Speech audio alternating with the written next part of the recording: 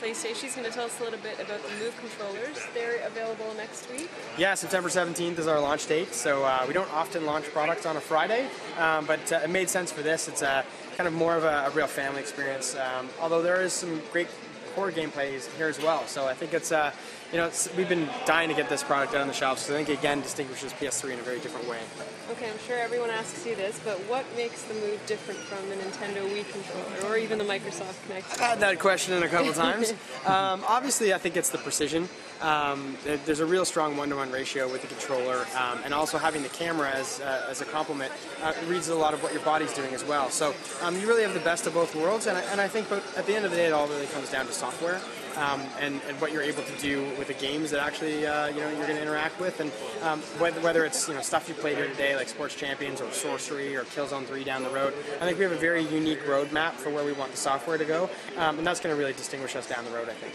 So we've got in the back of here, I think it was ping pong. Yeah. With the ping pong, can you kind of describe how the Move controller works? Sure. So that's Sports Champions. That comes with both the hardware or the software bundle, and the fact that it's a bit different than probably what you've played in that same kind of genre before is the fact that you have complete control over the racket, if you will. If I use your table tennis example, if you want to close the face, open the face, perform any kinds of spins, the camera also reads your body language. So if I want to have kind of a forehand serve or close my body and do a backhand serve, really it's all the little things and kind of the options of how the camera picks up your body and how the actual Move controller picks up your motions. It really shows you how it's different and kind of more advanced than perhaps other table tennis games or tennis games you played before on other devices.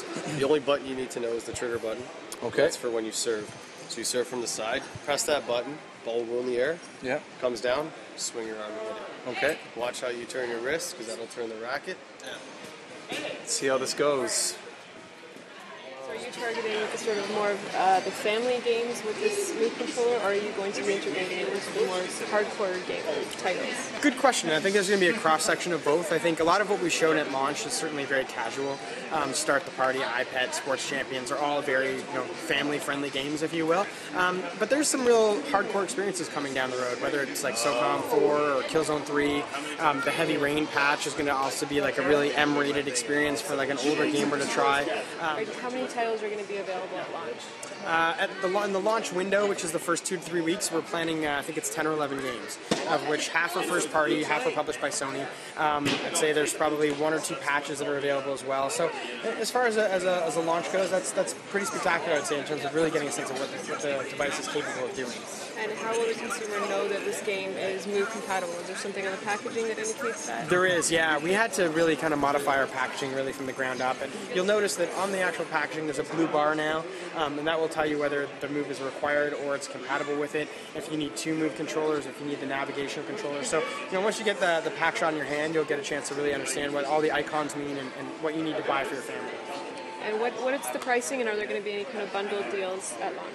Yeah, we wanted to really make it as optional as possible for consumers, and really to be able to have the freedom to choose whatever a la carte deals they want. So if you don't have a PS3, you can get the PS3 hardware bundle, which is $399. That includes the PS3, the larger hard drive size, the Sports Champions game, the Move controller, and the PlayStation Eye. That's $399. If you have a PlayStation 3 but don't have any of the other items that you need, you can get the Move Sports Champions software bundle, which is $100. That's the Move controller, the eye camera, and the Sports Champions game. And if you have an eye camera already, you can just get the Move controller by itself for $50. So really the freedom to pick and choose how you want to buy it.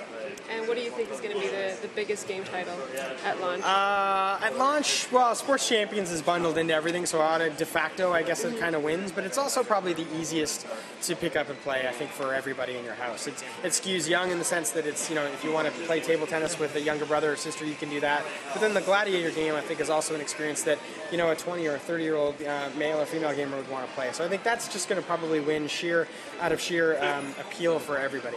Gotcha. Great. Well, thanks All right. a lot. Thanks. Thank you.